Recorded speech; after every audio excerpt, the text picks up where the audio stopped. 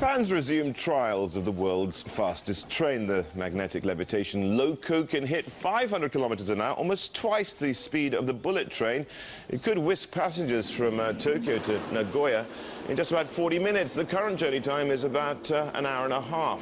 The maglev uses magnetic repulsion to lift the train off the tracks and move it forward.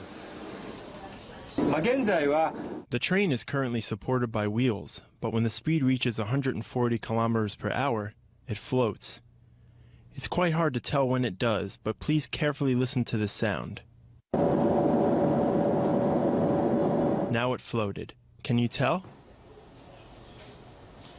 So let's get a first-hand view of what it's like on the world's fastest train. Bloomberg's Chris Cooper has been on board and joins us live from Tokyo. Chris, so tell me, how does it feel to hurtle down a track at 500 kilometers an hour?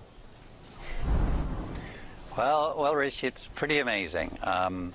It's the acceleration that really got me. It felt very much like being on a jet plane on the runway, and it's going hurtling down the runway and taking off. That's what it felt like on this train.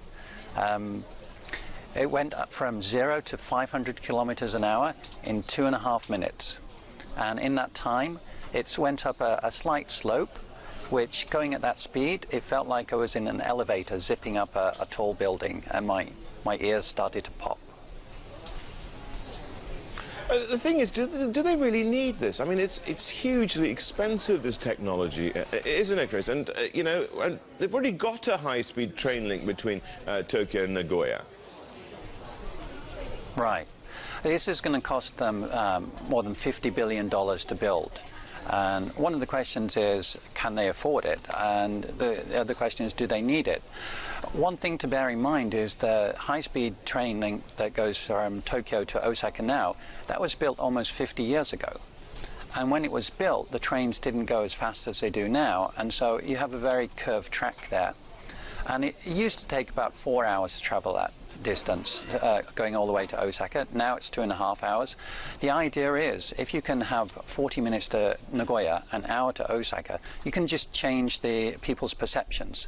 That those people that are flying to Osaka now will give up flying. Businesses, instead of doing a conference call, can hop on the train. 40 minutes being Nagoya. It's like getting on a subway train.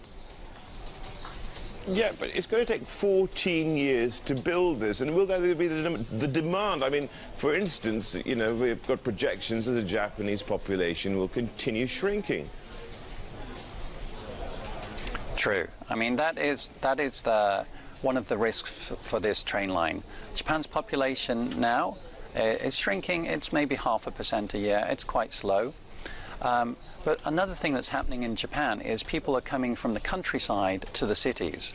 The population in Tokyo is still increasing, and it's forecast to increase for the next 10 years as well. And if you look at those 3 cities that eventually it will link, Tokyo, Nagoya and Osaka, that's 64 million people. That's the equivalent of the population of the UK being linked within an hour by train. And that's the kind of market you're looking at. The population could decrease in the countryside, but it's the trend at the moment is for people to come into the cities for work, and this train will help them do that.